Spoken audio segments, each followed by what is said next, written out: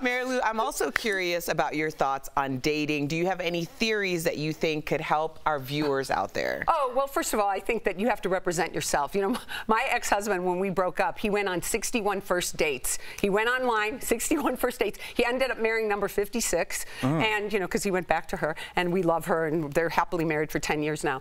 And, you know, I think that what you have to do is, if somebody is cheap, you know, that's one of those red flag kind of things. And if you're not, you have to pay attention to what you're seeing, because everybody has this. I have this image of people with their little shoe boxes of stardust and all the relationships they've been, and then they meet somebody and they dump it on them, and then they think like, oh, this person's perfect, they're perfect, and then all of a sudden it's like, no, they're not. And I better scoop up my stardust and put it in the box, and now it's got a rubber band around it. Right. You can't go into a relationship with the expectations of your past relationships, with the knowledge, but not, you know, you're crowded in that relationship because you've got your parents, you've got their parents, you've got all your past relationships, so there's a lot to process.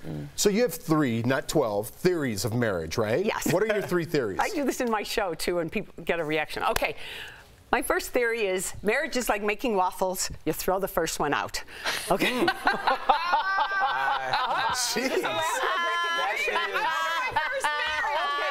Okay. Yeah, me too. Set our watch. All right, we'll see. You got married maybe older than maybe not. I don't know. But Jeff certainly that's did. one of mine. Okay, second theory, and it's not the second marriage because I'm on my third and final. The second theory of marriage is that marriage is finding that special certain someone you just know you'd love to aggravate the rest of your life. Because marriage is like, you know, you like to have a little fun like that, right?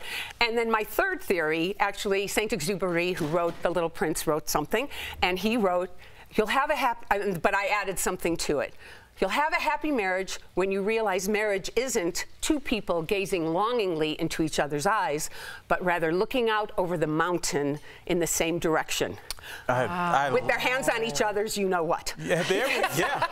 Because you have to have vision and heat. You have to have that thing. I'm so glad you said that. And this is my question, because sometimes you got that vision, sometimes you have the heat, but you're getting kind of red flags. And so how do you tell if it's a red flag or if it's just a quirk? You mean lust versus love? Like, not even lust, but like, I like everything. like 4 of the 5 things I like about this person, maybe even 5 of the 5, but they keep saying weird things or doing weird things. I'm like, is and that the way they treat other people? Right, is it weird or is it a red flag? Oh my gosh. It's a red flag. If you don't like the way they treat a waitstaff, if you don't like the way they talk to their family members, if you don't, you know, there are a lot of red flags. Cheap is for sure one of them. And if you have different thermostats, that's a red flag.